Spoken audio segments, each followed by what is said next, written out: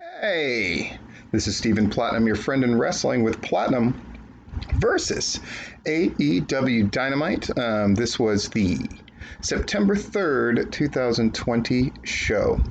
A show that could be best described as uneven and strange. It was a go-home show for All Out. Did they do the job of promoting All Out? Absolutely. AEW excels at that. Did they do a good job of setting up some possibilities that would make you want to purchase All Out? Yes, comma. But some of the ways they were getting there were awfully strange. Let's just dive into it. What do you say? We got JR, Tony, and Excalibur on commentary. I do miss the presence of Vita Scott. I understand that's probably not something that's going to happen anytime soon, but I thought she did a very good job in the absence of Excalibur.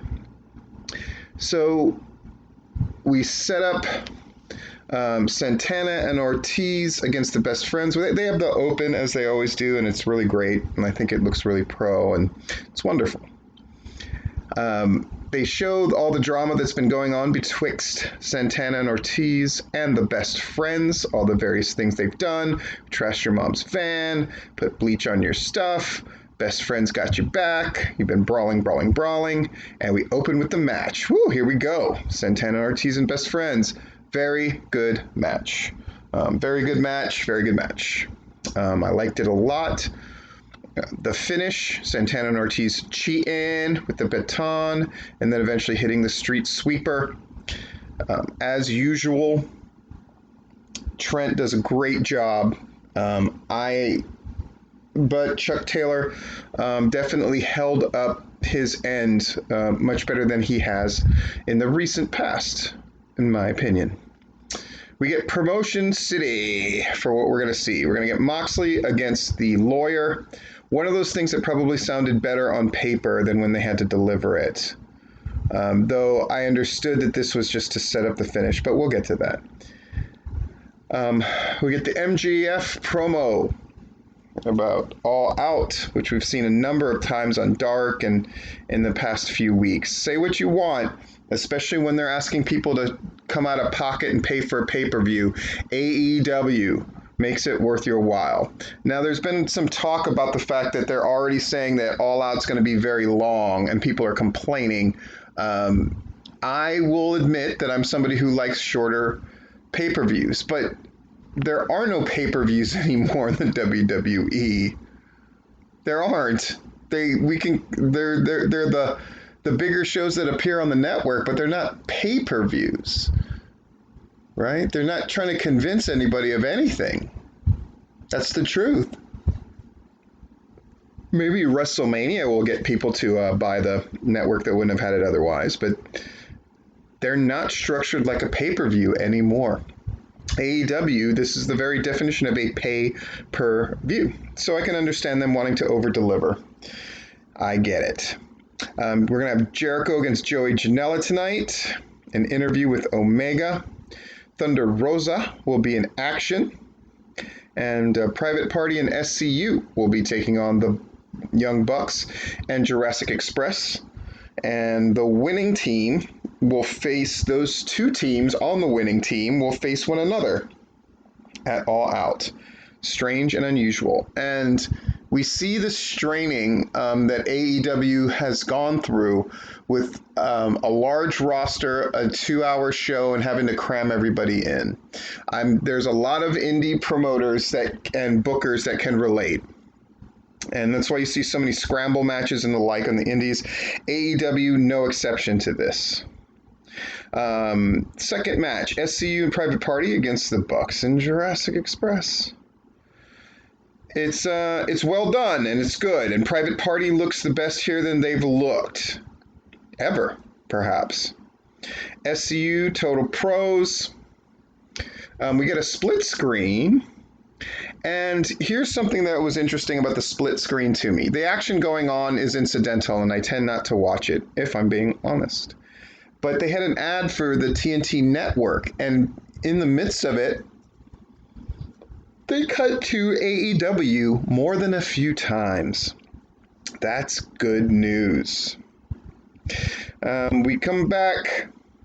The Bucks and Jurassic Express win. They do the double knees, blah, blah, and they win. Cool. Orange and Cassidy and Jake Hager in a weird backstage vignette where Orange is very casual around him and Jake Hager says, Jericho wants you at ringside. Okay. We go to commercial. Saturday at 5:30, apparently we're going to have the road to All Out. They're really going out of their way to make sure you buy this pay-per-view. They're having this road to All Out that they're promoting. They're also having, apparently the Britt Baker match is going to be a cinematic one that's pre-taped in the dentist office against Big Swole. And they're going to have that, they're calling it the buy-in before All Out. That sure sounds like it's not happening on the pay-per-view itself to me. So that's another thing that they're doing beforehand. A lot of wrestling.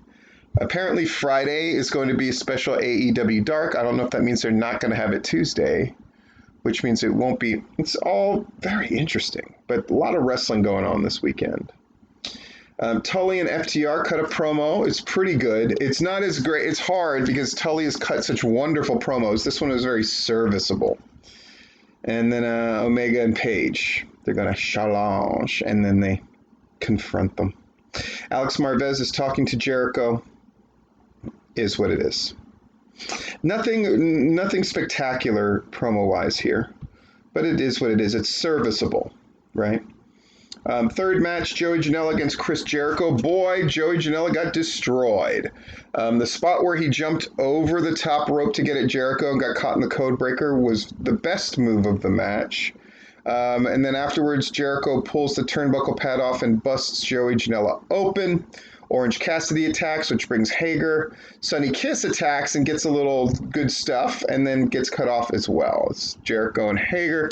And then the blood from Joey Janela going on Jericho's shirt, which is an Orange Cassidy shirt. Aha, I see you.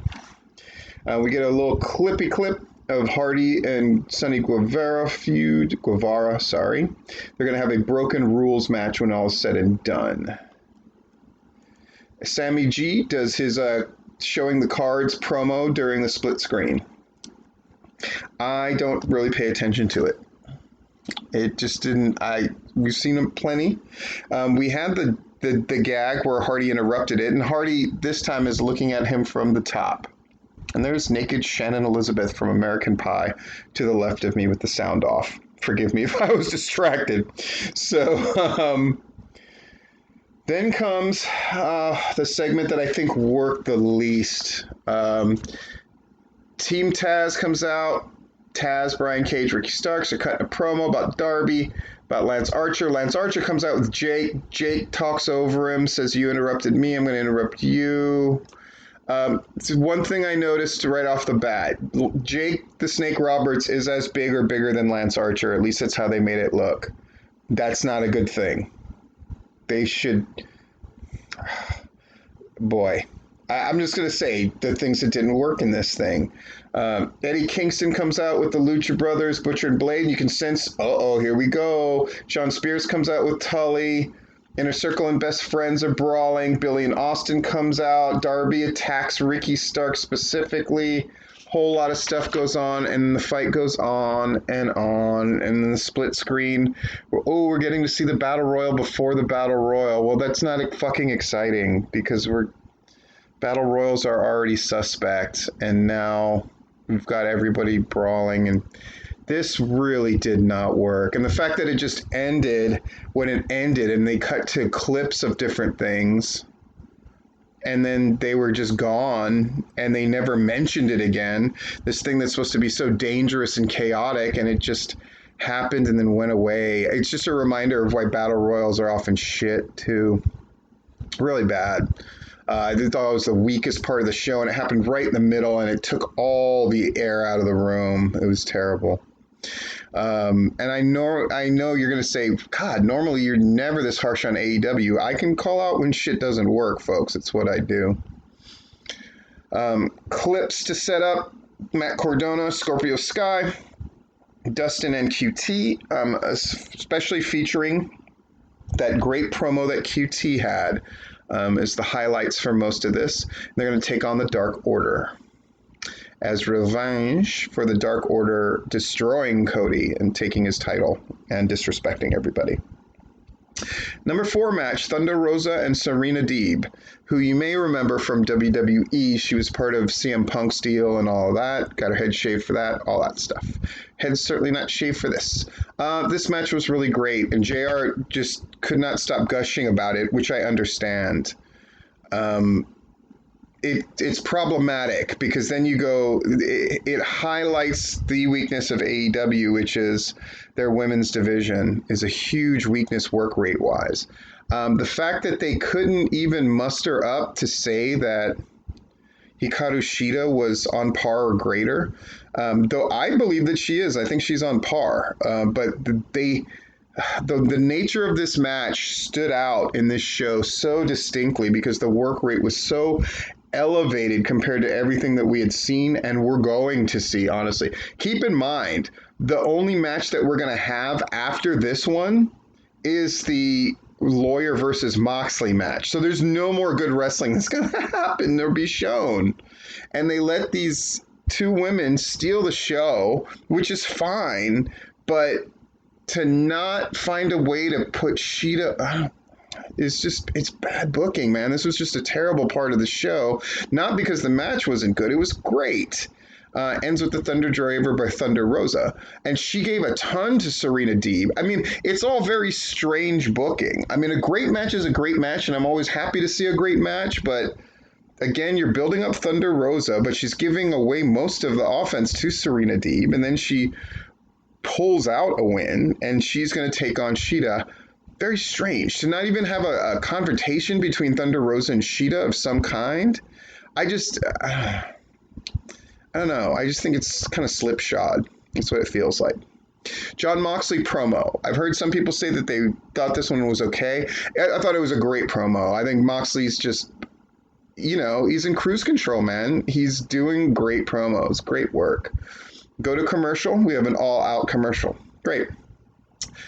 Tony with Big Swole. Again, another slipshod booking idea. I mean, a pizza's being delivered, but it's obviously Rebel, and then Britt Baker attacks from behind, puts her in the lockjaw, which all looked fine, and they're kind of rubbing pizza in her Big Swole's hair, and the whole thing just seems kind of silly, and it's not... I mean, I guess this is what Heat is, I guess, but...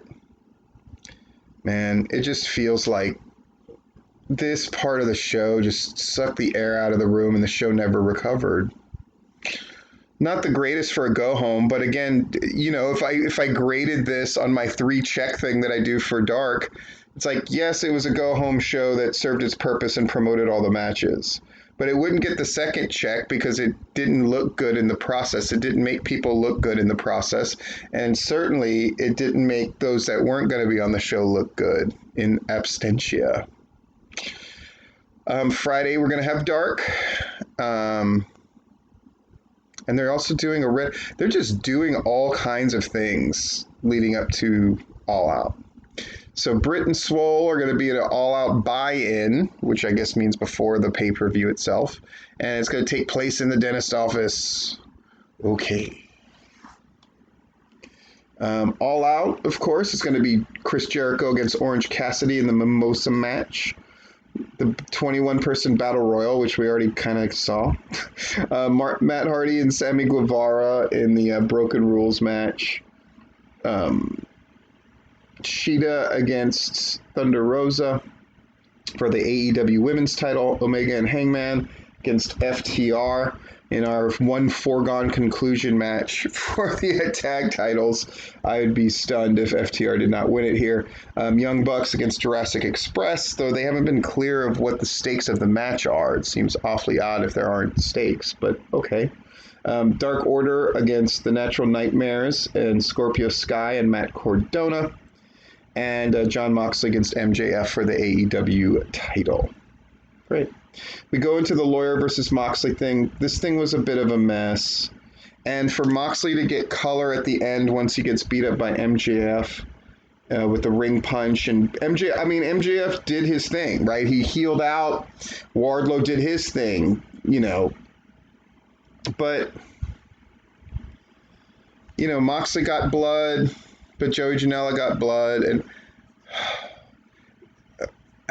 my big note for this one, and this is actually the most disappointing Dynamite that we've had in a while, in my opinion. They need an adult in the room. This has been Stephen Platinum, your friend in wrestling.